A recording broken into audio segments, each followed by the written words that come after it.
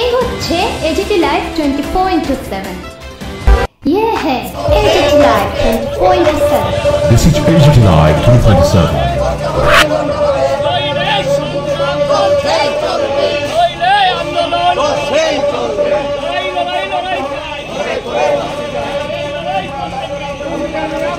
তারা কোনো কাজ করছে না, কিন্তু আমাদের আশেপাশে স্কুল দেখি, হাসপাতাল দেখি, এই যে এখানে একটা হল রয়েছে, এই যে মার্কেট রয়েছে, সবগুলিতে বামফ্রন্ট আমল হয়েছে। অলিগলিতে রাস্তা, ঢালের রাস্তা, বিভিন্ন ড্রেন বা পিচের রাস্তা সবগুলি প্রায় বামফ্রন্ট সরকার আমল হয়েছে। ওরা দেখাক, শাসক শ্রেণী দেখাক যে তাদের আমলে এখানে কী হয়েছে। সেখানে কোনো রকম তারা দেখাতে পারবে না। একটা বড় রাস্তা করেছে, বড় একটা ড্রেন করেছে, বা সেখানে পানীয় জলের যেটুকু ব্যবস্থা ছিল এটাকে আরও উন্নত জায়গাতে নিয়ে গেছে, তার কোনো ব্যবস্থা নেই। কাজে আসলে তার কাজই হচ্ছে সরকারে, বিগত বামফ্রন্ট সরকারে সেখানে নিন্দা করা এবং মানুষকে বিভ্রান্ত করা। তারা শুধু ভাষণে এবং ফ্লেক্সের মধ্যে সরকার সীমাবদ্ধ, পার্টির সাথে কোনো যোগাযোগ নেই।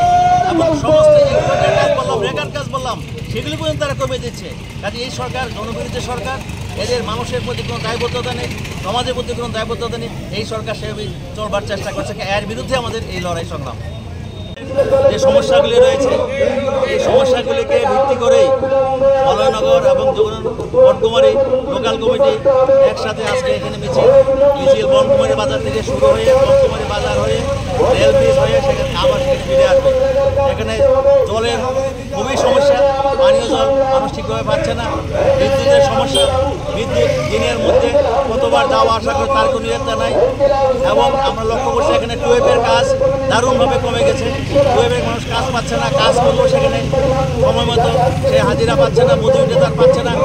এছাড়া আমরা দেখতে পাচ্ছি রাস্তাঘাটগুলি ভেঙে আছে, গলি কোনো রাস্তাতে সেখানে ঢোকা যায় না। এবং বিভিন্ন জায়গাতে লক্ষ্য করছি কালভারগুলি ভেঙে আছে, ড্রেনগুলি ভেঙে আছে। নতুন ড্রেন, নতুন রাস্তা তো কোনো রকম আমার চোখে দেখছি না। যেগুলি বামফ্রন্ট সরকাররা বলে যেগুলি করে গেছে সেগুলোই মেরামত করে ঠিকঠাক করে যা রাখবে সেটা মধ্যে লক্ষ্য করছে না। আশেপাশে যতগুলি স্কুল আছে আমাদের, সব প্রাইমারি স্কুল কি হাই স্কুল কি 12 স্কুল, সমস্ত জায়গাতে শিক্ষক বসে কমে আসছে, একটা মারাত্মক অবস্থা ধারণ করছে। বেকার যুবকদের কোনো সেখানে চাকরি বাকরি কাজের কোনো ব্যবস্থা নেই। ঘরে ঘরে এই সমস্ত এলাকায় শিক্ষিত বেকার রয়েছে, তাদের কোনো কর্মসংস্থান ব্যবস্থা হচ্ছে না। যাওয়া মাঝে মধ্যে কোনো ইন্টারভিউ হয়, সেখানে বছর পর বছর সেখানে তার কোনো রকম পজিশ কেউ পাচ্ছে না। কাজে এই সমস্ত জনজীবনের সমস্যাগুলিকে শান্তি সম্প্রীতি রক্ষার জন্য এবং নেশা আজকে এলাকা গোটা রাজ্যকে শেষ করে দিচ্ছে। কাজে এই নেশার বিরুদ্ধে কঠোর পদক্ষেপ সরকার গ্রহণ করে এই সমস্ত দাবিগুলিকে সামনে রেখেই আজকে আমাদের এই এলাকার মধ্যে আমাদের এই মিছিল শেষে আমরা পদক্ষেপ সংগঠিত করছি। আজকের মিছিলে দলে দলে যোগ দেন। আজকের মিছিলে দলে দলে